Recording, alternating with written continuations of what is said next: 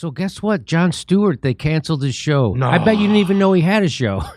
Other than we report on I it. think it's hilarious. Yeah, I think it's hilarious that people like Jon Stewart still need to go through the people who use slaves to make their products to do a show. Like, why wouldn't he just do a show on his own website? Why wouldn't he just do a show on YouTube? 50 mil up front. I mean, I guess probably 50 mil up front. Something like. Is that what it is? That's why Really? I would do it. So I can either build my own thing, which I could do, or you'll give me $50 million. It doesn't take anything to put a camera. Look at Russell Brand.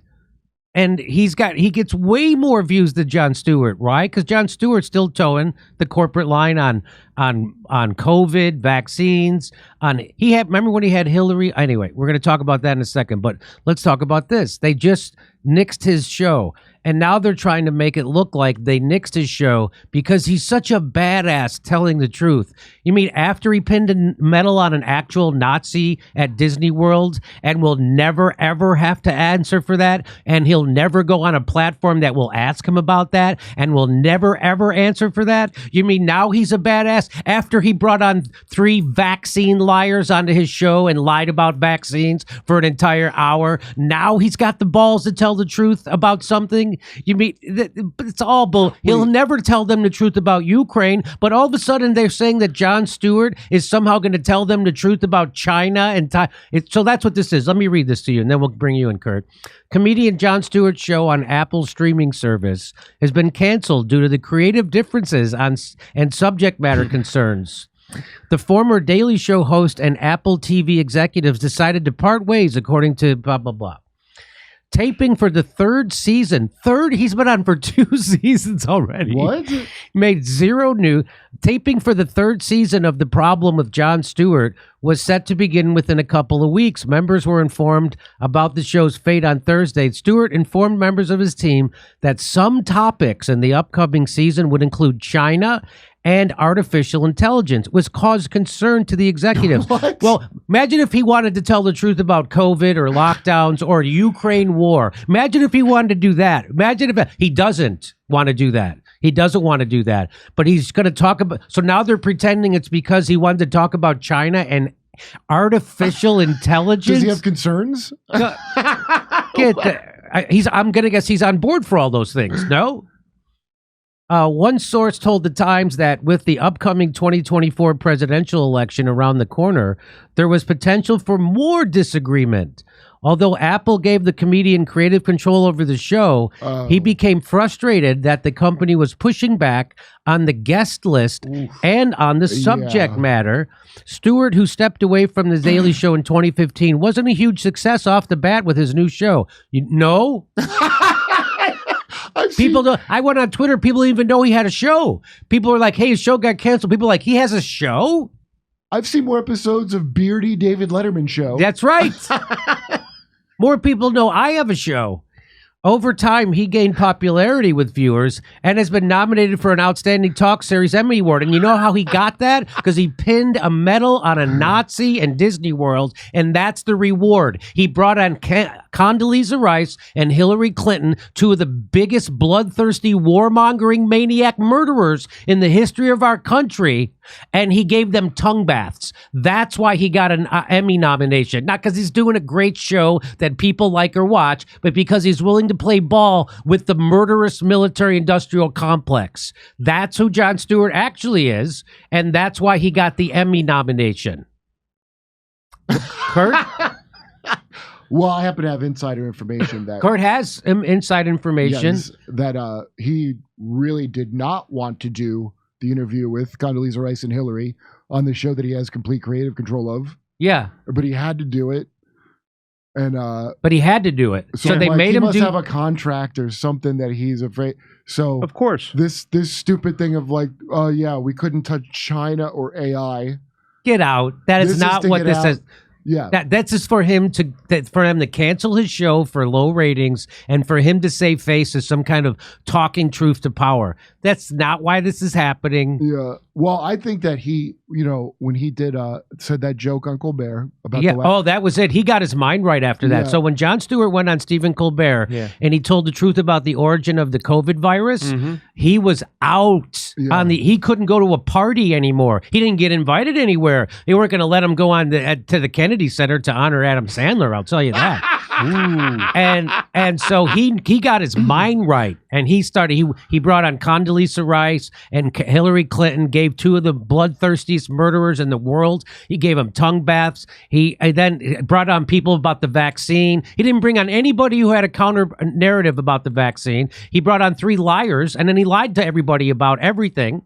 And then then he went and pinned a medal on a Nazi, an actual Nazi. He's never had to explain it. He's never he never apologized for it, and he'll never have to, because now he's doing all that stuff at the behest of the establishment. And so now they're canceling his show, and for whatever reason, I don't claim to know. I'm going to guess horrible ratings, but they give him an out to make him look like a badass truth teller when he's turned into the thing he used to make fun of. It's sad. Like Stephen Colbert, Jon Stewart also turned into the thing he made fun of. And I look forward to that happening with me. I hope I get so successful. I hope I get so successful that I turn into the thing that I've decried. I hope I turn into Jon Stewart. I think Colbert was always the thing he is. He's a dumb improv actor guy. You write words and he says them. Jon Stewart was a comic, so it hurts more to him. You could see it on the Hillary and Condi interview. It looked like he was in pain doing the thing, but he's got. It did look like he was in pain doing that interview, but he did it. Yeah, you just see him like, oh, how do I relate to them? Well, here's the solution, Kurt. Right? He can do his own thing and leave all that behind. No, he can't. He still can't, because when he said those lab leak things, he later came out and said he couldn't believe the attacks he got. And everybody was like, I'm done with you. And he's like, I don't ever want to feel that feeling of being out of my circle again. So no, he can't. There's a quiet way to just bow out. But one thing I find interesting is the China being an issue, because as you recall on his great interview with Hillary, there's an Emmy Award-winning interview. Hillary brought up China having a blue water navy. Blue water. Do you think John was going to cover the China having a blue water navy? And they said no. No, we can't go against China on this one. Only Hillary can make wiseacres. Yeah. The first time I ever noticed that term blue water navy is when Sagar said it. Sagar said it on some Hudson Institute podcast talking about blue water navy. I'm like, what kind of bullshit are you slinging right now? Think tank word? Yeah, that's a think tank word. That's a blue. These are think tank people, the worst nerds there are. There's no more wicked, despicable nerd on the planet than a think tank nerd. Okay? I can think of, there's a lot of them in competition. I'm thinking of Max Boot right now. Oh, God. That's the ultimate think tank nerd right there, Max Boot. Craig, you have anything you want to say I just have hope that these guys can come out now and say, you know what, we're so far down the road, I can just open up and say what I want to say. Like, if there's Before we die in World War III. If there's any hope for Jon Stewart and Bill Maher, who had, Sarah Silverman and David Frum on a show last week. Oh, Christ. But if there's any hope for these people and they say, okay, I've gotten pushback, HBO doesn't want to have my show anymore, Apple doesn't want to have my show, start your own show, go on Rumble, and the first guest you can have is Jimmy Dore.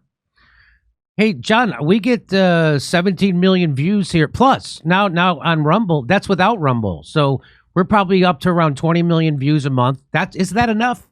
Isn't that enough views for you? Yeah. I mean, you probably do way more better than me. You're super famous. I'm not super famous. I'm itty bitty minuscule famous. I sit in coach on Southwest Airlines. No one even knows it's me. Now, the only thing though, you got to watch what you say about China and AI. They do say that if you want. They do. If you want to come here, watch your China cracks and your AI wiseacre remarks. So that's when I first heard Jon Stewart was teaming up with Apple, the users of slaves. I use Apple products, by the way, because it's one of those things that's like, because I'm a slave. That's why I use it. Yeah, because it's one of those things. It's like, so who am I going to go to? Bill Gates? Am I going to go to his products? And that guy who's been forcing mandated gook down my veins and lying and censoring me. That's what Bill Gates does. The whole world is run by a handful of billionaire criminals, and that's just a fact. And so there's no getting out of it. And it's like, you're going to fly on now I can't fly on planes. I can't drive a car. Even if I drive an electric car, that electricity is generated probably by coal. Mm-hmm. So there's no getting out of this, right? So all the wars are for fossil fuel companies. So if I drive a car, I'm doing that. If I buy a tire, there's no getting out of it, right? But I didn't understand why Jon Stewart would go into business with Apple when he didn't need to. Doesn't need to do that. Jon Stewart could have just started his own YouTube channel. I'm sure he's worth $100 million or somewhere close to that. And he could have. Why not? Why do you want to have a boss? And this is, I guess, maybe for the $50 million up front. Teaches you to be that. Well, it Jimmy, should be a. No, it teaches you to be a punk. The whole point of making it. If somebody goes failed comedian, whoever, they say that about me all the time. Yeah, like, what, did I bomb on stage? Like, oh, you mean I failed at whatever this thing Jon Stewart has? Yeah, that he, I guess, also failed at. It turns out. Yeah. But these guys don't know. I mean, do you remember the conversation you had with Chris Hedges when that outlet he was on was closing down and he almost did not know what to do? And you told him, Jimmy. The Real News? Oh, no. When the other one. The RT? The Sheer Report one or the... Something. Okay, go ahead. But when it was going down and they didn't have the money and you were telling them, Jimmy, you were like, you don't have to do this anymore, Chris. You can just do what we're doing. You do your own thing. You get your own subscriber base. You get your own funding where you don't have to listen to anybody anymore. They just don't know how to do it outside of somebody producing their stuff. You hire a tech guy. That's all you have to do. You hire a tech guy. They work for reasonable wages. They help you. They show you how to do it, and everybody's happy. Give them. It's too D class A. I forget. I think you're right. I forgot that I did tell Chris Hedges that on camera. I told him that on camera. Yes, on camera. You told him. And they just in one ear out the other. But he's now working with the Real News. Who he does great work over there with the Real News, and the Real News has let down a lot of people in a lot of ways, and they'll let down Chris Hedges soon.